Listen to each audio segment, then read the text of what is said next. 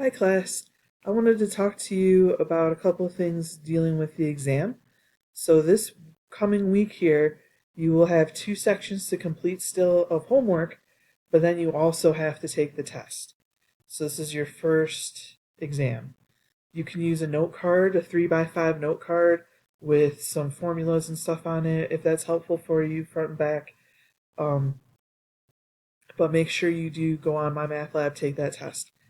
The other thing you want to do is while you're taking the test, make sure you are writing down your solutions because you need to upload your work.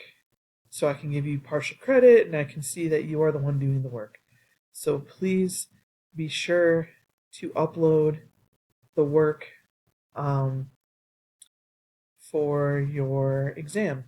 If you have questions about this or you need help with anything, please let me or Min know and we can help you get that together. Okay? Good luck on your test, and I will talk to you soon.